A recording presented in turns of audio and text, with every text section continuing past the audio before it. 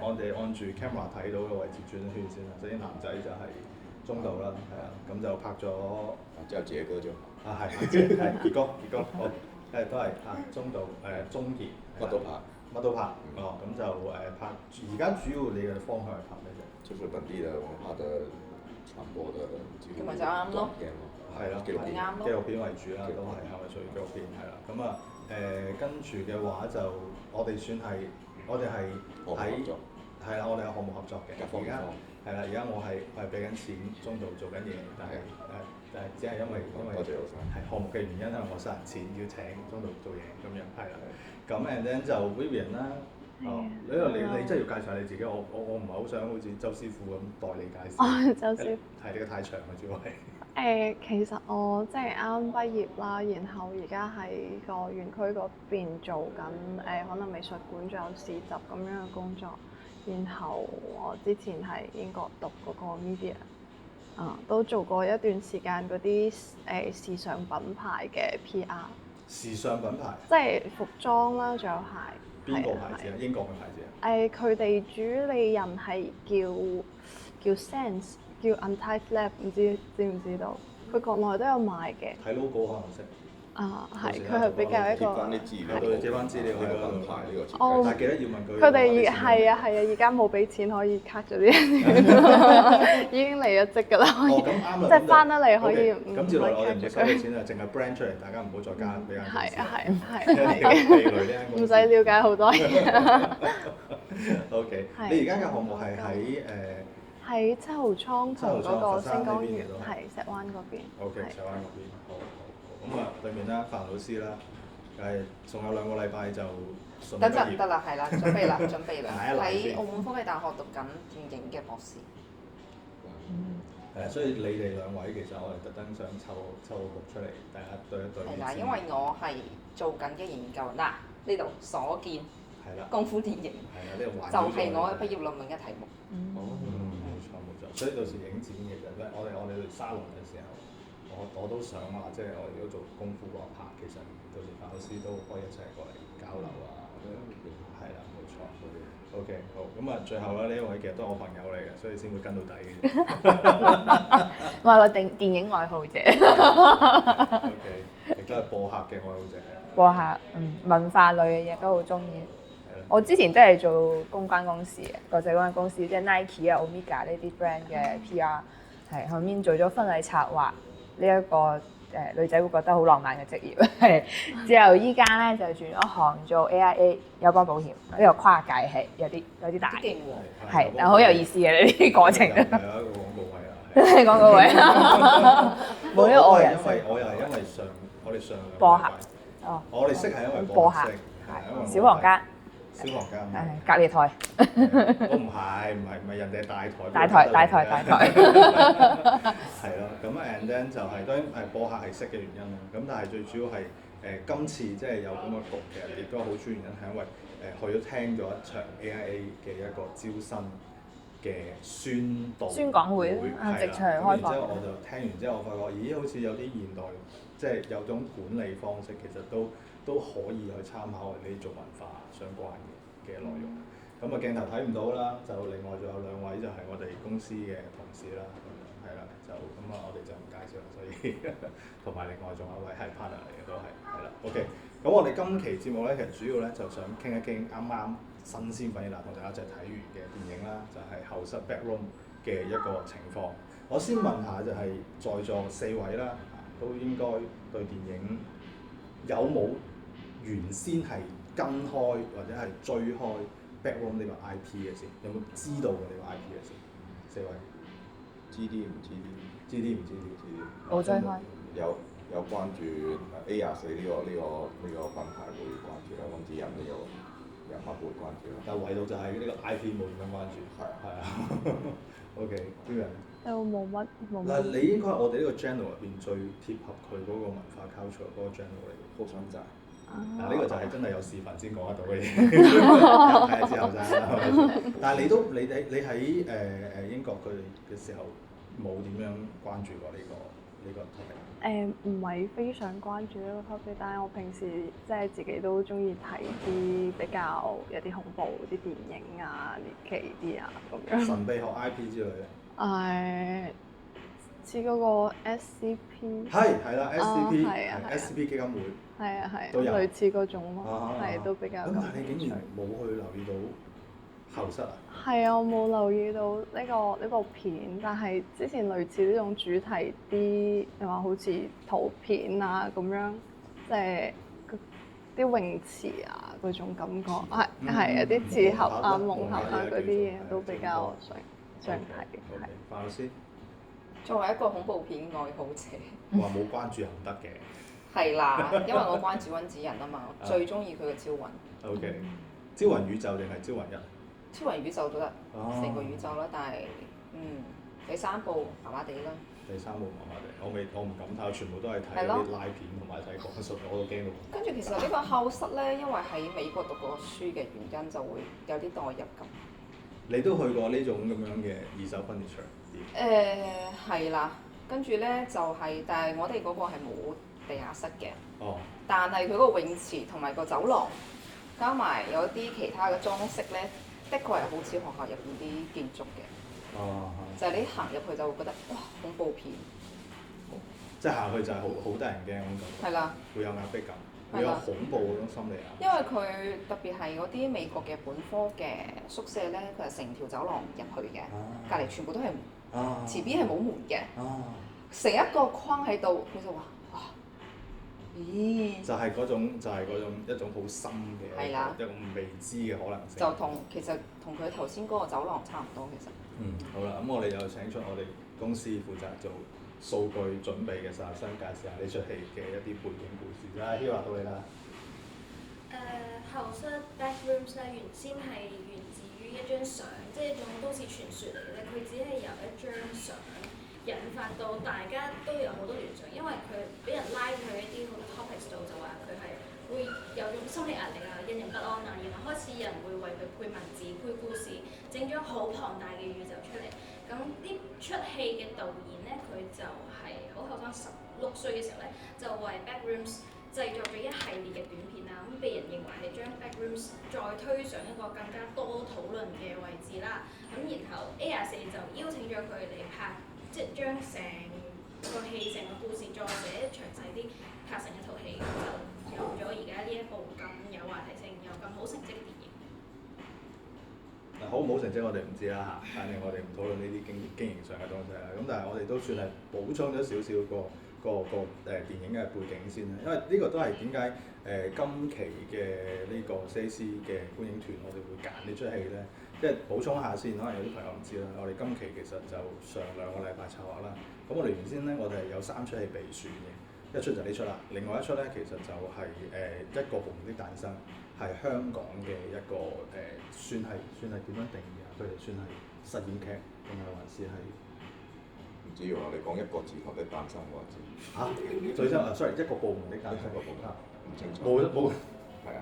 中度好少關心啲咁後生嘅主題咯。係咯。OK，好啦。除非你送票。送咯。我哋今期節目出街嘅時候，有啲票仲有，可以再抽下獎嘅，係啦。咁啊，一個部門的誕生就係其實佢同我哋今日睇嘅呢個後室有少少似嘅。佢就係原先係基於應該係19年嘅時候，香港咧有一個文化背景咧，就話即係有啲公共服務啊，cut 台欄呢個問題，咁就爆發咗，即係個電影就圍繞住一個咁樣嘅 topic，就係點樣去 cut 一個台，我哋電視台，即係電視服務，我要終止個服務，咁然之後我想 cut 台，但係咁啊點樣一個 cut 唔到？咁咪就同新聞女王好似。佢因為佢係有新聞女王就係攞咗嗰個故事嘅現實事件啊嘛，咁然之後呢個電影亦都係基於嗰個現實事件去產生嘅一連串嘅咁樣一啲衝突咁樣嘅故事。咁仲有一出咧就係、其實係童年回憶啦，算係，所以有後嚟都諗下都可能有啲小朋友太細個，未必有共鳴啦。就係、玩具總動員5啦 ，Toy 5。我中意。你中意啊？我哋揾期專門一齊睇一齊傾，係啦。咁因為 Toy 5其實嚴格嚟講就係、首先佢本身係 Pixel 啦，就係即係一個 IP 啦，又係同埋更加關鍵可能係佢已經行過咗一個完整嘅 generation 30年，即係從 Toy 1到 Toy 5佢行過咗30年。嘅一個動畫電影。咁其實30年啱啱好，即係我哋講一個 channel， 從你在座咁多位，我相信有50%係覆蓋嘅人士。OK 係50%係覆蓋到嘅一個話題啦。可能細個嘅時候會睇過，跟住然之後而家同一個 IP 成長到一個位置。咁但係最後我都係揀咗 Backroom，因為有一個我自己諗法就係、首先佢係一個 IP 啦。咁我哋公司係做緊 IP 啦。跟住我覺得有陣時其實即係睇做 IP 傾 IP 睇 IP 咧，有陣時有啲嘢可以學到咯。其二嚟講係因為呢出戲本身嘅 background 係本身佢係喺 YouTube 流媒體上邊去做短視頻嘅流轉嘅。咁但係佢通過電影嘅製作，用個電影嘅工業製作之後，放到上大螢幕去重現。咁啊咁啱我哋就最近喺度上緊啲視頻課啊咁樣嚇。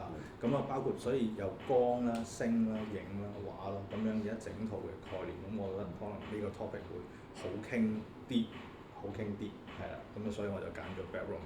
咁啊好啦，我差唔多 intro 差唔多有10幾分鐘，好到各位啦嚇，大家睇睇先講或者女仔先范老師唔算啦，你啲心理太強大嗰啲。兩位係啦，兩位睇下講平時。冇事，我揾下嗰張相先。有張類似嘅走廊嘅相，我揾下先。好啊。咁啊，或者兩位先講啦，有冇嚇親或者有冇邊個 moment 係點樣嘅感受？成出嚟睇完之後 Vivian 先。其實佢唔係即係啱開始去到後室嗰度，即係一直順住啲走廊啊，即係左兜右轉啊，即係一直喺度轉下。其實嗰陣可能有啲人覺得眼瞓啦，但係我係好期待有嘢彈出嚟。我都係，但係其實冇嘢彈出嚟。係啊，快啲嚟嚇我，快啲彈啲咩嘢出嚟。OK。係啊。你係講最開始阿 Clark 行嘅時候。係啊。OK。仲有冇啊？差唔多。咁後邊佢真係有嘢彈出嚟嘅時候咧，你會唔會覺得好滿足好正？就係佢啦。係啊。但係佢啲怪物又唔係嗰啲好具象嘅嗰種怪物。係啊，有時即係可能得啲聲啊，連個影都冇啊嗰啲，就比較俾人一個想像嘅空間咯。係。好。嗱，呢個走廊，我哋學校嘅走廊，教室嘅走廊，即係一模一樣。即係個真係一模一樣，係啊，好似我哋就係咁咯。嗱，就係咁。其實同頭先嗰個走廊係好似嘅。就要一陣燈滅先有恐怖感，嗰種先有 feel。你一直開住盞燈。最主要係冇人係嘛？我覺得其實有一個恐怖嘅點就係咁，就冇人。即係係啦，有一個心理上面嘅有一個點係，亦都係呢出戲會可能喺國內會歸類為恐怖片，但可能我哋大家睇完之後第一個反應其實佢唔係我哋 ideally 嗰種恐怖，佢應該係屬於係咩？喺中度又係屬於驚悚係啦，驚悚一啲就即係佢係一啲心理上嘅東西，佢唔係一啲嗰啲。咁好似有啲異常嘅狀態咁樣咯，好似頭先講到有啊，平時生活入邊有嘅場景。但係進入咗一個非正常嘅狀態嗰度，就係咁㗎啦。係啦。每日就係喺咁嘅地方上課，你話我好想問係點解會冇人？因為你遲到定係你早到？唔係係因為我唔使上課啦已經。咁點解佢係空咗嘅？即係冇上課。因為啲人喺入邊上課啦，上緊課人喺入邊上課，我係喺出邊嘅。你係嗰個唔使上課。係啦，咁呢一張相咧係因為當時晚黑啱啱落課，但係其實本科生係已經走晒嘅。得碩士係喺嗰度上課嘅，咁上完課之後咧就影相，本身人就少，跟住咧啱啱上完課咧啲人走晒，我等緊人就影咗張相。好，而拎講。我其實我覺得就係因為佢其實應該 Clark 第一次入去嘅時候，佢最開始驚嗰下咪就係聽到有嘢抌係啦，啲嘢俾人係啦抌落，佢開始跑呢意思啊，咁嗰度係聲啦。其實最後面就係到女主角阿 Mary 俾個嘢襲擊嘅時候，咁係咪暈低咗嘅？暈咗之後，你醒翻嗰隻嘢喺你面前嗰下，就係已經係最已經係大佬最係啦，就恐怖高潮已經出咗係，就俾人佢就出翻去啦。就係如果係恐怖位，就係咁咯。OK。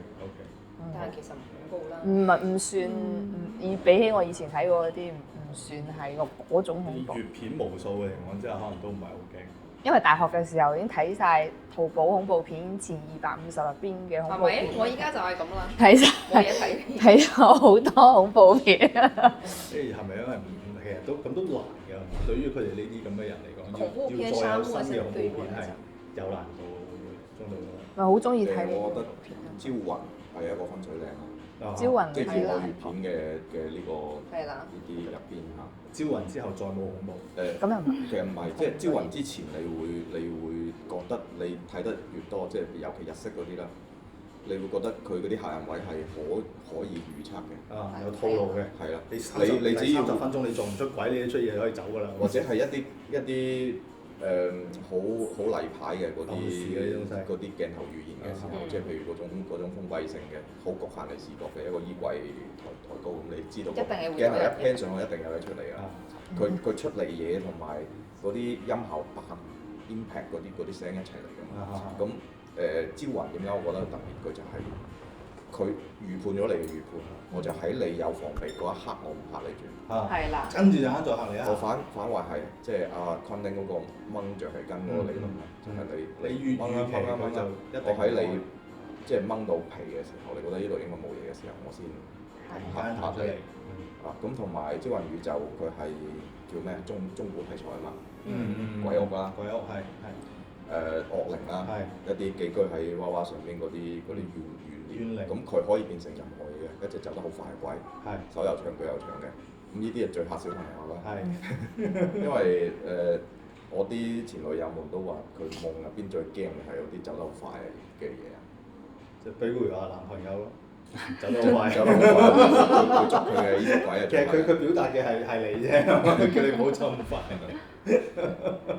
咁呢出佢又再嘗試去革新啦，佢又係玩啲你睇慣《招魂宇宙》嘅呢啲中燈、小燈所預料唔到嘅嗰啲位下，但係都唔算好多，佢都算比較合啫。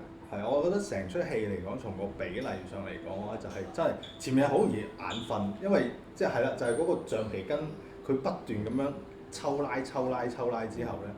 硬係覺得點解仲冇人嚇我嘅？死啦！我不如唞陣先啦，咁即係個精神死啦！唞陣先，即係哪怕仲要係唞完之後，都仲未有人嚇我。跟住佢突然間後邊就好似上菜咁樣，咁乜你點咗餸啊？唔記得咗添，死啦！咁我嗱嗱聲一次過快餐平咁樣揈晒出嚟咁樣，我感覺係。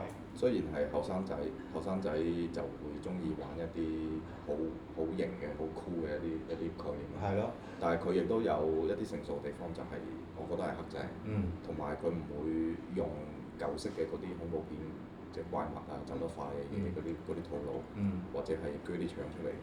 係我覺得今次係嗰啲係血腥。基本上係冇任何好大量嘅血爆，就係得一少少後邊嗰度會有加重嗰個壓力嘅位置。少做呢啲咯。但係。佢會知道佢嗰個核心嗰個亮點，同埋大家去談論嘅嗰個其實係嗰個於性空間。係個空間本身。我覺得即係引進嚟內地，其實內地嘅觀眾都好 buy 嘅嘢就係即係夢核啊、潛啊、泳池啊呢啲嘢。咁但係佢另外一 part 即係話心理創傷呢啲，可能就冇咁多人冇咁同理到嗰個問題。PTSD 啊，或者我哋係中意堅強啊嘛。係啦。喺亞洲父母嘅嗰種管教之下，就是你沒有病，你只是不夠努力，你不要偷懶呢啲啊，治百病，努力治百病嘛，我哋係。但係我又嗱呢個，所以中度亦都帶咗另一個 topic 啦。呢個想同范老師傾傾，因為喺嚟緊即係 on the way 嚟緊佛山嘅時候，我哋都有講咗一樣嘢，就係即係我哋有傾過啦，90年代嘅嗰個文學或者影視高峰，跟住到而家2006年啦，新嘅經濟環境嘅情況之下，咁我頭先就會想講，其實嗱可以包括呢出戲啦，我哋係基本上冇見到任何明顯嘅因為審核而產生嘅剪輯嘅刀位吧，至少。基本上係冇。應該冇，係啊。字幕咯。係咯，字幕會有少少。佢個話許草，跟住話食煙。食煙啦，係啦，冇錯啦。咁但係都係煙草啊嘛，係咪先？佢唔出大麻兩個字啫嘛，只係啦，咁 OK。咁係啦，就只係咁樣少量，因為我哋喺活動開始之前咧，就有朋友問過話出戲有冇刪減嘅。係啊。係啦，咁我嘅覆就係應該冇刪減，因為據稱出戲冇乜值得刪減嘅。係咪？最多冇咩恐怖嘅嘢其實。即係冇乜係應該講冇乜我哋過往國內所謂嘅影視審核入邊嘅嗰啲硬條，即係大家係着得好密實啦，係咪？又冇見過後出軌啦，又有鬼都係人哋啲外鬼啫，唔係我哋啲內鬼係咪先？跟住又冇好明顯血腥啦，係咪先？咁所以其實，但係有一個好有趣嘅點就係、作為中影引進嘅電影，引進一出恐怖。我記得今年年初嘅時候，我哋你都有 call out 過話睇嗰個《重返寂靜嶺》，嗯。係咪？有冇最後有冇去成啊？冇啊。有冇睇到出戲先？喺屋企睇嘅。喺屋企睇。2月份嘅戲先喺屋企睇。係咯，依家可以睇啦。哦，OK。咁你對比嚟講嘅話，《重返寂靜嶺》好似係今年係嘛？今年國內引進嘅一個又係 A24，哦，係咯嘅恐怖電影啦，叫做咁樣。個審核嘅問題，同埋其實喺而家新嘅觀眾市場入邊嚟講，會唔會其實係有啲變化出現咗嚟嘅？寬鬆咗咯。寬鬆咗。因為應該以前係上唔到呢啲片。嗯。係。除此之外咧，評價唔到喎，你要出街喎。冇事啊，我哋呢啲。你要出街，我評價唔到嘅。咁啊打碼啦，幫你到時你照講。算啦。OK。但係其實冇咩最大嘅區別就係佢係可以上。嗯。因為以前係上試唔到嘅。嗯。但係其實佢的確係有市場嘅。但係其實我哋點解會接翻阿中道開始講嗰個即係話即係新嘅 channel 對於呢出戲嘅所謂嘅恐怖感，即係嗰種文化認同或者嗰種感受嘅差異咧。如果我睇法就係、即係當然啦，我都中燈啦嚇。咁啊，然之後嘅話，但係好似戲入邊會講到細個啲 Mary 嘅嗰個幼年喺間屋入邊咁樣俾媽媽精神咁樣影響嘅情況之下，會產生童年陰影。咁因為我 miss 咗前面前面10零分鐘啦，我望唔出 club 嗰邊嘅嗰個關於呢個壓力啊，屋企人即係趕佢出嚟啊咁樣嘅一種家庭矛盾嘅東西。咁但係其實呢兩種狀況，即係 honest 嚟講，其實無論係所謂嘅東方社會或者西方社會，嚟到而家呢個階段，其實多少都有可能係會有經歷過。即係我覺得嚇，即係尤其係我哋講緊係10後。到翻10後、00後，遲早都可能會經歷咁樣嘅階段，或者甚至可能會面臨咁樣嘅階段。但係我係想問馬老師嘅點就係審核，或者叫國內嘅影視審核，其實審嘅核心係咪只係目前至少係主要第一係咪會先審意識形態嘅東西冇衝突？第二就係基本嘅引導導向嘅情況之下，冇特別大嘅越界。你睇官網嘅準則咯，有寫晒㗎。好官方。係咯，係咯。而且其實 backroom 嘅話講實話，佢應該係屬於心理嘅一個空間，即係一個意想空間嚟嘅。佢其實應該唔屬於真正意義上嘅恐怖片，即係你話要同 Silent Hill 佢比較係比較唔到嘅。因為 Silent Hill 係真係一個異空間，即係譬如話佢個小鎮着咗火之後，火燭之後，佢呢一批人。混咗喺呢度，咁你話 backroom 嘅話，佢其實應該係心理嘅，因為你睇最後嗰個 Mary 係咪 Mary 係咯，變晒型咯，係咯。咁其實就係因為嗰個 Phil 個 Doctor Phil 就係佢記憶有問題。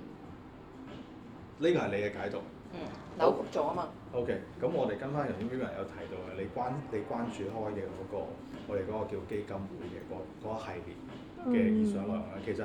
Backroom 據稱啦，就係其實佢所描述嘅係有啲類似黑蘇魯，亦都有啲類似呢種即係不可名狀嘅異象咁樣嘅一個空間嚟。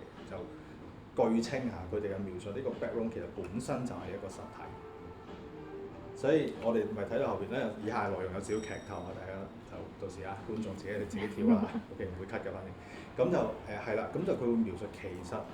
整個嘅壓力或者整個嘅恐怖嘅點係在於就係佢作為一個空間，對於我哋人類或者我哋而家生活嘅空間，我哋自己生活嘅經歷嚟講，會認為空間係一個死物，即係佢係冇 mindset，佢係冇生物嘅應有嘅特徵嘅。但係喺 backroom 嘅呢個嘅故事宇宙嚟講嘅話，呢個後室嘅空間本身就係一個活體。所以佢會複製喺呢個空間入邊存在過嘅一啲或者佢感應得到嘅嗰啲任何嘢，然之後嘗試去模仿，即係個類似就係、好似我哋已經睇到啦，去到唔係佢中間有一啲，我唔知大家有冇留意啦，有幾個位係其實好，如果係就咁睇視覺語言嘅話，好似覺得同個主線冇關係。有個阿叔喺佢嗰個家具門口嗰度執樽，跟住推住架嗰個 trolley 執樽，跟住去到最後嘅時候係嗰架 trolley 斷咗腳，又係喺 backroom 嘅某一層嘅空間嗰度復現咗一個咁樣嘅場景出嚟。咁同埋嘅話，Mary 啦，係啦，受完我哋睇到個劇情就係啦，冇錯，佢嘅夢入邊啦，佢嘅回憶入邊係見到嗰啲啦，同埋佢嘅嗰個室啦，佢嘅嗰個諮詢室啦，同埋佢自己嘅形象 image 啦，都係做咗一個錯位嘅複製，即係唔完整，但係又係好明確就係往嗰個嘗試去做 copy。咁其實係一個假如我哋跟翻個故事嘅設定，其實 backroom 就好似一個即係好似我哋人類或者我哋動物去學習咁樣，佢初期嘅時候係模仿，然之後嘗試去還原，去複塑一個佢所學習嘅嗰個對象，然後後邊再形成自己嘅自己嘅意識，自己形成自己嘅群體。我點講？可能 A24應該會出 backroom 2、backroom 3、4、5、6、7啊，嗰陣時人都係咁㗎啦。試過一槍掂，跟住就即刻有人投資追住上。咁但係其實往住呢個方向其實去架構，中道你覺得呢個會唔會又係一個新啲嘅？即係我已經講，如果招魂宇宙係因為用咗原本已經有嘅民間故事，温子仁去用佢嘅方法去重構咗一個恐怖片嘅或者恐懼片嘅嗰個結構。咁而家嘅 background 會有一個新嘅 genre 嘅發展。我覺得似係會，因為佢係喺呢一部入邊係故意好多信息都唔講全，即係包括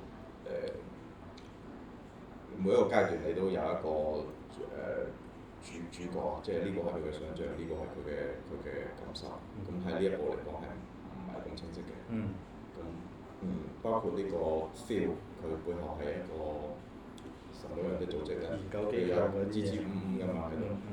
你又見到好似西部世界咁嗰啲係道具嚟嘅，有機械師喺度修復嘅，咁一切都唔明智。但係我覺得佢係有機會延續落去，因為即係佢任何嘅男主女主喺呢一部嘅男主女主其實都唔重要，重要嘅係後室。然後有咗思想或者係佢會吸收一啲人類所經歷嘅一啲片段，自我成長者啦。呢個概念係可以延續嘅，同埋依家新世代嘅觀眾係 buy 呢個空間嘅概念嘅話，佢仲會想睇呢個空間會成點樣，或者佢係搬去唔係家私店啊呢個後廚啊，係啦。而且嘅話就頭先范老師會舉到喺美國生活嘅例子啦，其實即係我亦都會睇，好似我哋講劇，可能中式講恐怖係好局限。因為中國嘅好多嘅恐怖故事其實同我哋嘅生活離得好遠，當然有好多原因嚇。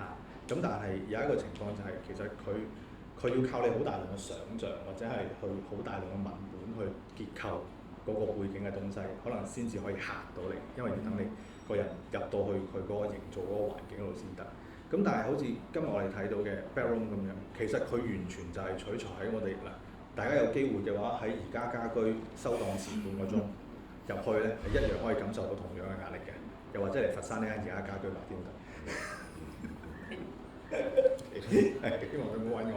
OK， 咁但係就係因為好似頭先講到，即係對比喺西方而家要去，假如我哋將佢放喺西方電影文化嗰度，去重構或者去嘗試結構一個新嘅恐怖電影嘅範式嘅話，咁之前嘅中式傳說啊、古老傳說啊，其實對於新嘅呢個 genre 嚟講，可能已經冇乜嘢好驚，你驚極都係你啲中燈老燈驚，你哋以前喺中世紀活過，所以你哋驚。我哋一啲都唔驚，我哋啲信科學嘅，即係尤其係信科學呢一班咯，係咪先？我哋會唔係嘅，宣傳得唔夠多啫嘛。宣傳好多嘢係可以拍嘅中國。宣傳恐怖，唔，我哋講即係我哋即係好多元素，係我哋即係講可能係個好多元素係可以搞嘅。喺一個主題上邊嚟講啊嘛，咁所以其實往住呢個方向嘅話，其實我主要想傾嘅會係話開始從呢種網絡文化都係從呢種網絡文化，從呢種共創嘅一個意象或者一個 IP 上面去入手，去吸取一啲咁樣嘅題材嘅情況之下，可能會係更加快，即係就係咯，宣傳冇錯啦，好似頭先講嘅。但係其實你總結一下嘅話，其實歐美嘅恐怖片最後嘅 background 都係心理問題。係都係嘅。所以其實都係一樣嘅。會唔會係因為只不過拍嘅方式唔一樣啫。但係都有啲片係好似頭先講宗教做背景。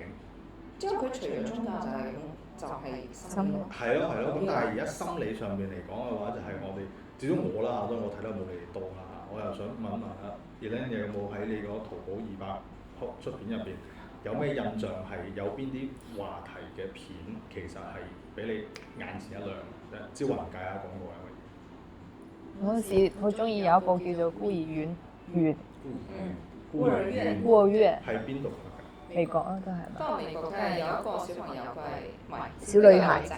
係。係咪呢個女人？你係咪劇透？我哋會唔會劇透啊？其實呢部書好值得去睇。身侏儒症。但係因為佢長得好後生，所以不斷嘅咁樣俾人去收養。跟住佢又喺個屋企入邊就瞓咗個所謂嘅爸爸，跟住就殺晒全家人，跟住再俾領養。即係佢就不斷咁樣循環去做呢啲咁樣嘅。深刻都係有心理問題。其實就係心理問題。係咁。咁其實咁，但係從範式上嚟講話，其實佢恐怖嘅，佢所謂嘅恐怖嘅點係在於就係屋企喺你最信任嘅環境之下，可能會潛藏住一個咁樣嘅。因為喺美國好多人去領養小朋友，但係你譬如話你攞翻屋企唔係帶翻屋企，帶翻屋企嘅時候咧係一個小朋友，但係其實佢係日日化妝。貼嗰個面皮嘅，跟住為咗頸紋唔會俾人發現，佢就會戴絲巾或者係絲帶。但係其實佢就係一個，即係佢唔化妝嘅話，其實佢已經好老40幾歲啦已經。嗱，所以我點解話中國好難拍呢啲嘢？因為我一講完古州，我哋唔會啊，咁就真係畫皮咯。蒲松齡喺古文學嘅時候已經寫過㗎啦喎。所以就係因為我哋記啊嘛，佢哋開始得遲啊。OK，咁所以而家喺新大同樣地就我都講翻啦。咁即使係咁樣啦，但係我相信喺我哋即使我哋睇翻我哋嘅文學嘅構築入嚟講，係應該冇文學寫過一間靜物嘅東西產生咗咁樣嘅一個思想，並且開始去產生呢種心理恐懼嘅範式。那其實你要說道觀裡面都是啊，所有的寺廟道觀都是這樣子呈現。聊齋其實都係，所以其實聊齋係講人吧。但是你肯定是跟空間有關係的呀。但係道觀我哋有。只不過唔可以拍啫嘛。唔係，先唔講拍唔拍電影先啦，我哋放大少少文學範疇入邊，有邊個作品係用空間呢種概念去產生？因為我們可以拍的東西很多啊。因為我哋素材唔多。你話美國除咗空間，仲有拍乜嘢？我哋呢邊豐富嘅題材係民俗啊。係咯，即係我覺得我哋都係講人，但係就頭先我講。因為你講人嘅時候，一定唔講空間㗎。係，咁但係都係人啊嘛，即係呢班人你喺呢度，好似我哋咁樣，我哋可以話呢度假設啦，當然呢個導向唔準確啦。咁但係我假設啦，我哋一啲係酒店，係咪？咁假設我哋如果要將呢個場景去用中式嘅方法去拍恐怖片，咁好可能我哋就要講喺度嘅人發生咗咩事。都有少少借鑑小明啊，以空間為主、空間為題嘅。我諗到就有咩京城801號一個大集嘅。佢大概係點樣？拍劇透啦，冇人我唔記得啦，反正就都係地下室啊。唔係地下室啦，嗰啲京城801號咪類似民國建築嘅。係咯，就係佢唔係有一個係行咗落去嘅咩？咩嘢？我唔係好記得。連孫武演啊嘛，喺電影院睇。咁嗰出戲嘅核心嘅驚嚇點喺邊度先？我唔記得啦，即係冇啦，至少唔精彩咯，係咪先？即係咯，唔精彩。因為嗰陣時大概係10年前嘅呢啲中國紀錄片，佢到最尾都要兜翻轉頭係話有人作惡啊，係有心理啊，咁你嗰啲橫軸係點嚟嘅咧？係攞啲蘑菇木成分所灑咗出去所產生嘅。咁係因為呢出戲要上院線啫，係咪先？咁我哋 close 翻啦，我覺得就戲論戲先啦。呢出電影我哋講電影技巧一啲嘅部分，有冇邊啲技法或者有冇邊啲睇落去？嗱，我都做個對比啦。假如呢出戲各位冇嚟電影院睇嘅話，大家如果喺線上流媒體，有冇可能會睇得出嚟？其實本身對於我嚟講，呢條片我應該係唔會去電影院睇。哇！好彩有贈票啫，所以因為切片已經可以睇晒啦，切片已經而且其實佢劇情係冇嘢，啊，冇嘢，係咯，就唔使特登喺電影院睇。幾位？啱先係咩上片？一個你會去電影院睇？如果呢部片你會唔會自己買飛去？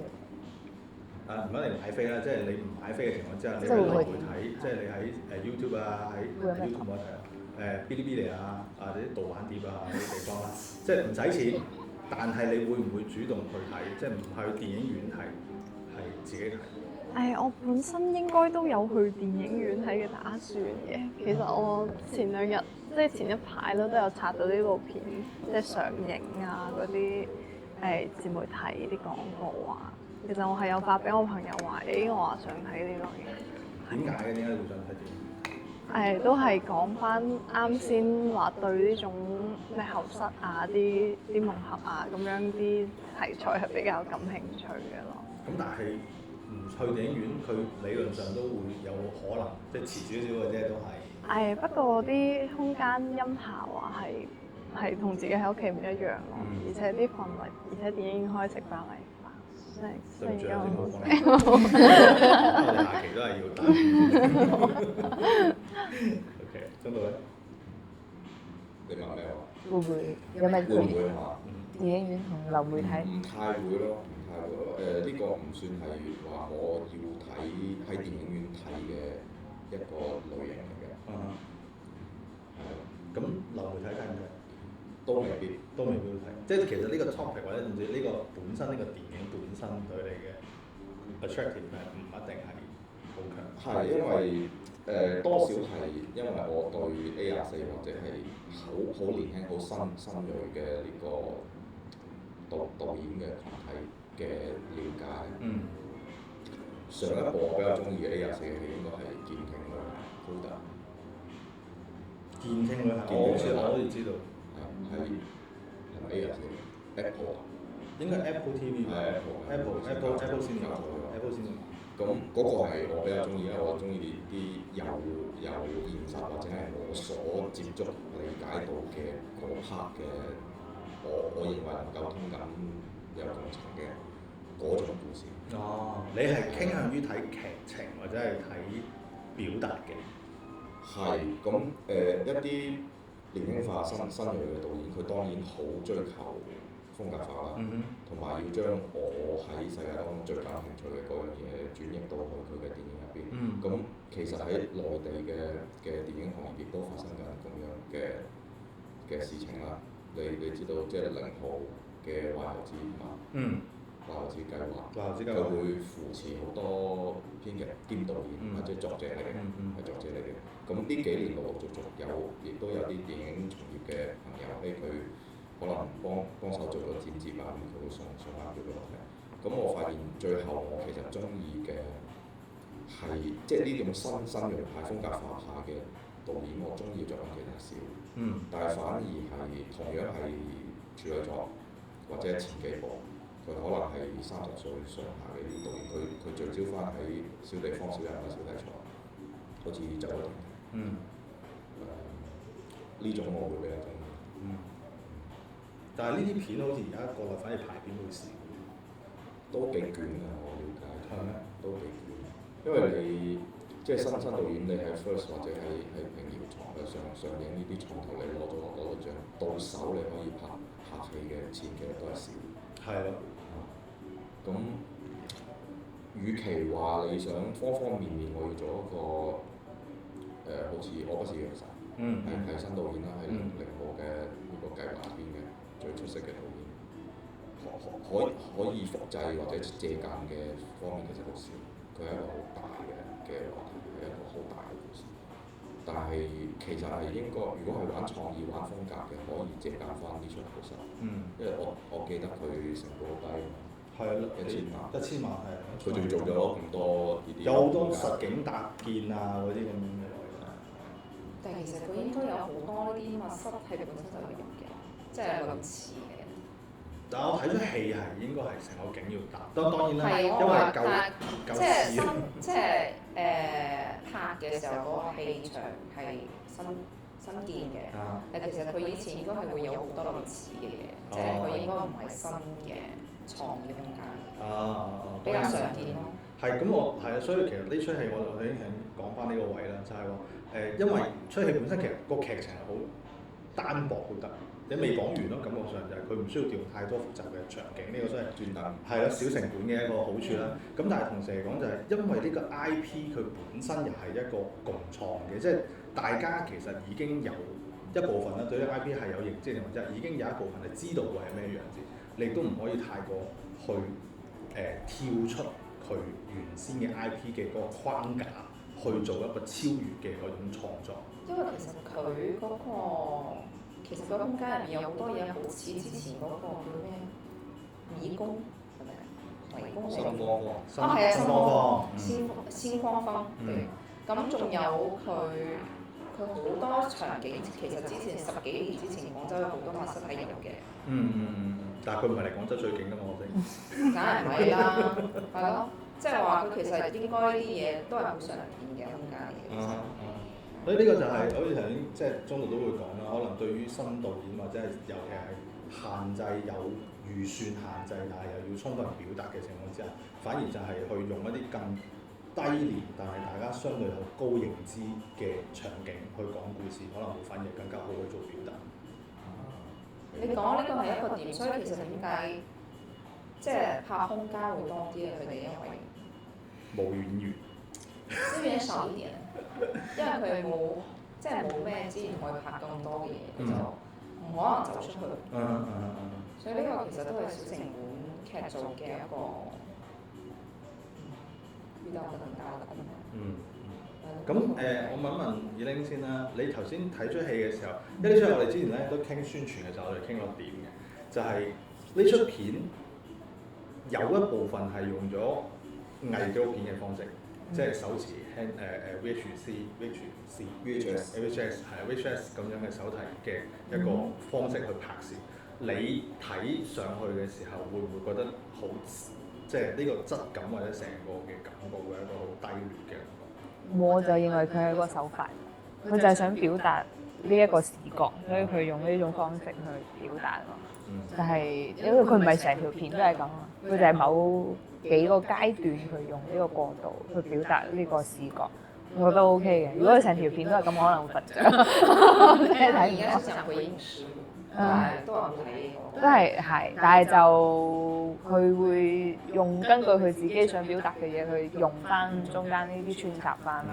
因為其實主要都係一開頭一部分，之後中間有一部分，即係佢嗌咗個 couple 嚟幫佢拍嗰度一部分，係咯。咁後邊仲有啲穿插位就 feel 喺度睇嘅時候用少少咁樣。咁其實點解會提呢個點咧？呢個就係同 IP 有關係，因為可能你冇去專門去，因為我之前啦有做過係 background research 啦。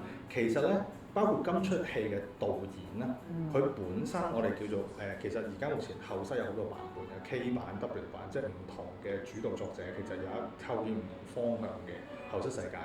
咁其實喺今次嘅叫 K 導呢個導演入邊嚟講，佢本身之前出圈嘅拍嘅就係用呢個手持嘅方式去拍咗呢一個空間出嚟，咁樣先至形成咗成個後邊嘅一個宇宙咁樣嘅情況。咁所以其實喺電影入邊，其實用呢一段咧，佢本身係叫做意識上係特登要還原翻佢嘅呢一個版本呢個後室版本。其實我睇到陣時咧，我心入邊諗緊，唉，如果係用 Pocket 3影咧，會清好多。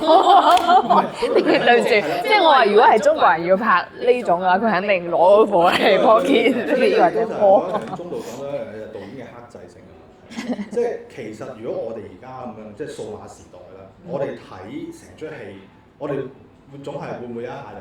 屌咁佢如果揸住個流動電話，咪冇多嘢搞咯，係嘛？喂咁屌，如果佢裝多幾個 camera，佢入去之前大師工程隊入去咪冇事咯？屌佢係都要夜媽媽自己鏟入去啫，即係會有一種咁嘅生活經歷上面想可能會反抗個故事設置，而且咧故事設定嘅問題。我覺得好似成部片係冇睇過有phone i 即係有手提電話呢件事。冇㗎，佢成個故事，部片係所以佢係模糊所以佢個咗時代一個背景佢係模糊咗一個時間，即係佢又唔話俾你知呢件事係咩時候發生嘅，佢亦都唔話俾你知 exactly 佢發生嘅嗰個。但係其實佢有一個鏡頭前邊係有一個鏡頭係嗰個 track 啱啱入去嘅時候，應該係嗰個 film 喺度監視緊佢，個上邊係有時間嘅。1990。係啦。係啦，嗱冇錯啦，所以6月26嗱呢個就係應該冇錯6月26號，再談所以其實冇錯呢出戲有好多呢啲咁樣嘅細節位咧，其實係有暗示咯，同埋包括場景啦，即係好似嗱我哋見到 Clark 揸嗰部車係部古董嘅寶馬嚟，係要播 cassette 帶嘅寶馬車嚟。咁你就想話你而家各位有冇見過用油嘅車先？有車少啦，係啦，跟住仲要你睇佢開，但係有一個係好長，阿 Mary 做廣告嘅時候，佢係用嗰個一個大嘅嗰種我哋叫做顯像管電視，估計電視都好而且佢舊。話要買嗰本書咧，電咗未你要打電話。係啦，冇錯啦，係好老嘅 phone in，方法跟住用電視直銷，跟住包括開始，即係我入嚟嘅時候都睇到佢拍嗰個扮船長嗰度用嗰啲咁樣嘅方式係，其實呢啲其實都係一大量嘅暗示，就係個故事其實手持嘅係好早嘅時候。呢種手持嘅比較古老嘅嘢。係啊，同埋即係成日包括你見到佢哋嘅着裝啲衫啊嗰啲風格咧，所以我其實呢個我係想傾下服化道嘅部分，就係其實佢係有好多嘅暗示嘅板塊，其實係已經營造咗一個咁樣嘅時間點喺度。咁但係亦都好玩嘅地方就係，即使你從來未經歷過，有冇見過有牆紙嘅屋啊？喺英國嘅時候，你住嘅係點樣嘅地方？我住過嗰啲比較老嘅 house，佢哋係有貼牆紙。係啦。咁但係啦，所以當你見到有牆紙，咪第一個反應就係舊屋嚟嘅，殘舊嘅木結構嘅發毛嘅咁樣一種地方。係因為英美都係嘅。大陸都係㗎。你未經歷過咧？油漆好少，因為其實大陸咩時候經歷過係要有我知牆紙咧？好耐之前啊嘛。第一個就係佢係一般係非家用嘅，其實係商業場景嘅，即係就係喺酒店咯冇錯啦，酒店啊，甩㗎或者係一啲寫字樓啊，哇！真係佛山而家都有，佛山應該可能未必有拆晒咁樣。諗佢喺邊度？係啦，反正即係第一個就係，你而家住嗰度，你可以留意一下華僑大個衣櫃嗰啲牆紙1956年嘅歷史文物建築，而家我哋實張住喺嗰度。係啦，咁嗰度咧，係有機會我哋陣間去睇咧。佢嗰度嘅中央嗰條樓梯咧，就係有呢個係我哋講預先空間、域限空間嗰種，又壓迫啦，跟住但係你又睇唔到佢成個嘅終點喺邊度啦。即係佢，我理解就係個設計師其實係窮嘅，但係佢又想假裝好似好有錢咁，你係好長嘅長廊嚟㗎，咁我唔俾你知個終點喺邊度啊咁樣嘅一個建築嘅設計思路。咁所以其實第一個就係呢個就係時間上面有一個服化道嘅暗示啦。咁 and then 其實仲有就係啦一啲小嘅一啲時間嘅 marking 啊，一啲鐘啊，其實都會有一個 marking 喺度。可能呢個時候就會係細思極恐嘅地方。即係我覺得其實有陣時有啲電影嘅細節，可能反而先係一啲可能忽略，但係又會情理入邊會有嘅嘢。而國內嘅電影咧，我就成日覺得就係好忽視呢啲嘢，即係好似冇啦就酒店就係酒店㗎啦，個個酒店都一樣㗎啦。咁啊唔係嘅，你觀察下係會有嘅。比如話，比如，其實頭先嗰個佢嗰個男仔揸相機嗰個，攞起身嗰件衫，佢身上面着嗰件衫，都係白色嘅。仔細想一想，回想一下。佢哋會用佢哋唔會加，佢哋唔會做加法做得好離譜，令到有好多細節唔係自己所把握嘅。佢就係好有限、好克制。佢一定係諗好咗呢個戲劇嘅時間背景，所以美術係會跟都係上順嘅。係啦。佢邊啲地方係飛，邊啲地方係打破，佢又會佢唔會度都亂嚟。係啦，同埋當最後我哋再傾多一個 topic 啦，我想傾係畫幅嘅問題。因為我一坐低嘅時候，我同老師講，喂，好似係雜畫幅嚟嘅。我哋個熒幕係16:10嘅標準分銀幕嚟嘅，但係大家冇留意到，其實個成出片係有黑邊嘅。我冇留意。係啊，雖然錄屏啱，但係我影咗。嗱，呢個先我係內部傳語下。但係因為我點解會提呢個點，就係、我其實覺得呢個係又係一個小嘅細節嘅設置咯，就係、佢用咗一個其實睇落去甚至係有少少係啦，甚至係有少少好似 K 變咁樣，即係用咗銀幕本身有 K 變嘅一個效果，會令到成個敘事嘅，即係我自己覺得就係睇落去就會覺得睇緊一出唔係現實嘅東西，係啦，即佢係有一種距離感我覺得係，但係同時又好似係真嚟。想點傾呢個可以傾好深嘅畫幅文章嘅戲，家長我有個三個古人係咁做，嗰邊佢係講咗3個時代3個主角㗎嘛。佢最早嗰 part 係即係古老啲嗰 part 係4:3嘅，跟住到19，然後到最 future 嗰度係2:3。其實畫幅係你話點講分辨明，我哋唔出樣咪得啦，拍展嘅。對啊，佢就係個畫幅係唔一樣。羅布斯潘天年咪就係嗰個圓形啊嘛，圓形畫幅正方形，跟住攞圓形正圓形嗰個係啊。咁我點解會有提埋呢個咧？就係我自己印象中好似其實近幾年係少用呢種技巧去上熒幕嘅電影，即係實驗性嘅，我覺得都會有嘅，多少都會有。那你沒有看過豎屏嘅電影？幾時有得睇？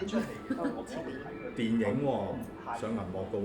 係啊，3月10日，清華大學。邊度啊？清華大學。我其實我想表達嘅其實係清華大學。咁最後佢嘅效果，唔係佢點解要用豎屏先？首先，就想係咯，但係我覺得呢出戲其實我點解會提呢個點？我唔太認為佢特登純粹為咗要唔一樣，所以將個畫幅做成咁樣嘅畫幅。我其實我想表達嘅其實第一就係呢個戲本身，我哋都講佢整個故事設計可能係喺90年代，即係哪怕係 live 嗰部分嘅生活，其實都唔係寬銀幕，係16:9、16:10、16:10甚至4:3嘅嗰個空間。第二就係因為頭先有提到，佢有用手持攝錄機嘅嗰一大段，手持攝錄機係正方形嘅。咁如果你個畫幅最開始嘅時候係闊畫幅，即係現實嗰部分係闊畫幅，你突然間切去咁長一大段嘅嗰個係啦，就會好奇怪，而且係個割裂感會特別之強。但係我覺得呢出戲我睇落去就會係好舒服，即係哪怕係佢咁樣嘅設計都係一個好舒服嘅。幾好㗎，幾好㗎，因為你如果係揀2:3俾人好窄嘅話，你入去表現嗰啲空間，你個天地會少。你啲場景又唔係話好闊，佢都仲係要俾你一種好逼仄嘅感覺。係咯。但係佢好似俾你心理上壓力㗎嘛。係。所以16:10比較合適咯。同埋佢仲有好多由佢後邊追趕嗰度去，其實增加咗嗰個高潮嘅位置。我覺得佢最大嘅壓力咪就係不斷咁樣會俾你一個呢度，我唔覺得佢俾人追，但係佢好似就做到好似自己俾人追得好辛苦咁嘅嗰個因為你睇唔到嗰個人啊嘛。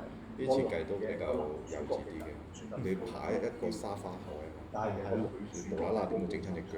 佢咪一腳踏空咗嗰個位，佢太驚啊嘛。我覺得。但係同埋嗱呢樣嘢，我覺得選角好得意。個女仔其實係好高嘅，即係成，但係佢顯得就我硬係就覺得佢所以就好唔協調嘅。個男主角其實唔算特別高，但係可能係標準身材。但係其實個女主角係高。我都係諗緊就係佢點解後嚟又可以。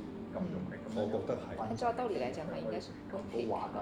唔係啊，我反而覺得就係因為佢撩，即係因為佢就撩撩長長咁樣，咁兼且就係病殃殃嘅故事，所以佢其實喺咁樣嘅高壓力嘅情況之下踩頭係反而係合理啲。我都係諗緊就係佢點解後嚟有我睇到佢入邊空間入邊，包括嗰個木偶人嗰啲形象，我係聯想到哈利波特咧。哈利波特即係嗰個櫃，就係你要諗一個玩笑話，裡面出來你最恐怖嘅東西，會變成一個對，就會變成一個滑稽嘅東西。係，即係佢就係將嗰啲形象其實都唔係往恐怖嘅方向，其實佢有啲滑稽，或者是有一點就是嗰個櫃係，即係佢其實都唔係。後尾追佢嗰個木偶人咧，會變成一個在溫室，對，就會變成一個滑稽嘅東西。應該係差唔多嘅，即係佢就係將嗰啲形象其實都唔係，因為其實同佢一開頭拍嗰個片嘅廣告嘅形象一樣㗎，把你的恐懼放大埋。即係咁，其實佢後尾追佢嗰個木偶人咧，應該就係嗰個放大版，應該就是 Craig 放大版，係咯。哦，呢個你睇形象，即係他意識形態裏嘅形象。因為其實同佢一開頭拍嗰個片嘅嗰個廣告嘅形象一樣㗎。戴個帽，揮咗個腳。佢就係嗰個 pirate 嗰個形象嚟嘅，係啊，但係就錯亂咗咯，同埋就係呢個亦都同個故事嘅同 backroom 嘅呢個怪物嘅設定又係有關係嘅。佢呢個就要劇透。好㗎，你講啦呢個。咁仲有嘅，其實呢一層即係而家設定裏面咧，唔同層數會有根據。佢有兩個。每個創作者咧，佢哋會有唔同嘅實體出現嘅，係冇固定嘅形象，佢跟住你故事嘅設定需要去實現去存在。呢個係一個特點。第二就係冇㗎啦，你故仔講少有幾長？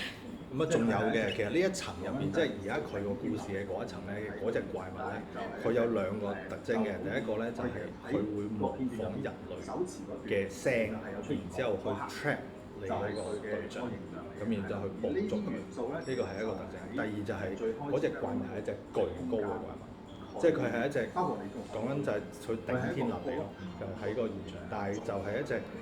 就好似我哋其實喺個片段入邊手持嗰段，其實係有出現過嘅，嗰個黑影就係佢嘅嗰個形象嚟嘅，係啦。而呢啲元素咧，其實就係喺最開始 background 呢個黃色空間，佢包括你個海佢係一個角落咁多為一個佢本體又喺入邊，佢自己嗰個木偶人像又喺入邊嘅。主角，咁然之後後邊再，所以呢啲又係即係我覺得都前面有3個，佢第4個，啲細位去拎嘅時候，到咗破壁翻，但係當係啦，但係當 Mary 入去，其實就係嗰個好細，一個佢本體又一邊，佢自己嗰個木偶人像又喺入邊嘅，佢唔會影響。係。可以咁講，又應該同角色嚟講就係佢共處咗同嗰隻怪物。之後咧，佢嗰兩個員工嘅形象喺入邊係冇。但係當 Mary 入去，即係死咗嗰兩個。當 Mary 入去，佢係想同怪物呢個我覺得 OK 嘅，冇問題嘅，佢唔會影響我哋嘅情況之下，個怪物突然間個男嗰個係跟住先至反噬，即係會做翻拖入不信都係。之後咧，佢嗰兩個咁但係個女形象喺入邊係啊，佢咪死就直接就冇咗咯，就俾個怪物直接吞噬咗咯。咁所以就係話但係嗱呢個我覺得又係一個細嘅巧妙嘅地方嚟嘅。但係我覺得呢個可以腦補咯，就係個男嗰個係睇住個 cam 睇住俾怪物拖入去，都係拖到連冇咗。咁但係個女即係Kate 啦，係個冰箱入邊係有個頭。咁換言之，其實即係如果我去腦補，其實係可能個阿 Kate 就。因為佢個故事都有講，唔係怪物所殺，反而係 Clark 親手去，由於佢唔願意去做呢樣嘢，可能甚至可能係個雕嚟，即係可能係 Clark 點樣可以說服到嗰個怪物相信大家，佢哋兩個係同類或者可以相處，就係用一個殘害咗自己同類嘅方法，跟住去。做咗一個咁嘅情況，但係點知後知㗎，所以怪物我覺得就以為佢哋大家真係佢性格，但係咩會出現，跟住又難唔會係啦我哋跟我唔住嗰個仲坐喺確定，我睇嘅時候。由開燈老人應該係另外一個人，跟住咧嗰個肥呢個切個肚落嚟嗰個咧係執樽嘅喎。執樽嗰個咯，係啊，執樽嗰個肯定執樽嗰個。我唔知㗎，我覺得下一集應該就會講呢咁其實嗰個紅色衫嗰個女仔應該開燈係邊個咧？而家開燈係佢。係啦，開燈跟住嗰個坐喺我睇嘅時候，開燈老人應該係另外一個人，跟住咧嗰個肥呢個切個肚落嚟嗰個咧係執樽嘅。執樽嗰個咯，係啊，執樽嗰個肯定係執樽嗰個，因為嗰個係有明顯睇到嘅，即係大家有時間去睇翻拉片嘅時候。係啦，開燈係邊個咧？而家開燈係佢嗰邊樓啊，係啦。開燈有一個好核心係出現開燈嗰個角色嘅時候，係佢第一次喺逃跑嘅時候見到嘅多一樣嘢。好啊，當然啦，即係佢嗰個你大家有冇同埋拉燈係同一個空間，係咁樣畫出嚟。咁但係都係後邊係一個間屋入邊嘅，另外就佢唔係電影嗰啲啊，嗰邊樓啊，係啦，嗰邊樓入咗入去，跟住俾佢執咗出嚟，停咗翻變咗一張。都有可能嘅其實。好啦，咁啊，喂，傾多一樣嘢。好啊，當然啦，一樣嘢，絕對開心。你大家有冇諗到有邊啲又係咁樣文宣 IP？唔係，我理解中嘅一個我知佢嘅意思即係。然後係大家中意工作，將佢發展成最後變咗一出電影。我先講大魚海棠。大魚海棠，今年大魚海棠嘅時候。大魚海棠係中，唔係大魚海棠。我理解中度嘅問。我知佢嘅意思即係。這個是可以操作可以做。其實我哋而家呢個 moment，我先講大魚海棠先啦，咁就因為最近好彩冇簽到呢個，爭啲簽咗。今年大魚海棠係15週年，大家知唔知？有一啲係，但係其實佢哋係好努力想要煲翻呢個 IP 出嚟。哦，咁然之後跟住就係其實我哋而家呢個 moment 節目緊嘅呢個 moment 就係佢哋本身要做大動作嘅 moment 嚟嘅。係啦，咁但係好顯然係冇做到，就係好似係因為有好多後邊嘅嘢，有一啲意識形態嘅東西，定係個故事嘅嗰個導向嘅問題，就應該俾人剝走咗。但我先講翻我理解嘅大魚海棠唔係中度嗰啲文嘅動作。我知佢想要。佢係啱啱相反，大魚海棠係需要煲一個 IP 出嚟，所以用咗用重創嘅方法都比較相似嘅可能。但係我理解，即係我想答翻你嘅嗰個。我而家都我係因為佢係個喺一個公共嘅媒體情況下，公共文化領域，大家形成咗一個共識之後，再推動佢嘅資本或者係產業去 trace。我能夠諗到比較相似嘅，可能就係華強買關就係。我而家都仲我係因為佢係個持續嗰個時間比較長，起碼超過半年時間，不停咁仲有新嘢去做。係因為有唔係一個電影標人，而且我覺得佢用一個風口嘅，佢始終有一個技術上等大家創作者可以低門檻去參與到有更加好嘅。國內有冇咁樣嗌咧？同埋我覺得仲有一個條件就係啲人係要期待佢變成可能最初標人先咁咧，其實唔係好咁簡單。但係有一啲譬如話雪山救援呢啲，大家滿足嘅點就係我喺手機度錄到有更加離譜嘅藝術學院嘅資源，因為好似同埋餃子即係做哪吒，所以會諗緊即係如果喺係華語地區出現嘅話，嗰啲都係喺可能最初一幅圖嘅一個畫，先至畫翻出嚟，係啊，幾個字，但係佢又唔會話經歷一個將佢拉中打個大西瓜變成大啲咁樣做階段，係會係點？即係好似餃子即係做哪吒之前，佢自己有即係智取東派啊，做咗大嘅邊個 IP 嗰啲都係喺佢成咗名之後，啲人先至畫翻出嚟，係啊，對於我嚟即係講，IP 都確實係佢又唔會話經歷一個有人眾籌將打個大西瓜變成大片咁樣嘅階段。范老師。你話如果係某個圖片或者某個 gap 咁樣嘅有冇期待唔係好了解。不過如果話期待乜嘢變成一部電影啊，即係好似好多啲恐怖遊戲啊，即係前兩年好火嗰啲叫講鬼實錄啊，仲有嗰個返校啊，即係類似咁樣嘅恐怖遊戲。咁其實當時睇人哋玩或者自己刷嗰陣，都好多人話期待，即係佢可以變成一個電影啊咁樣出現一個返校啊，即係好似恐怖遊戲啊，即係前兩年好火嗰啲係啊係啊。仲有嗰個中國返校啊，即係類似咁樣嘅恐怖遊戲。咁其實當時睇人哋玩或者自己睇，其實都好多人話期待，即係佢可以自己啊，返校我有睇啊，返校其實個古仔係，我覺得鋪排得唔錯，不過好難拍。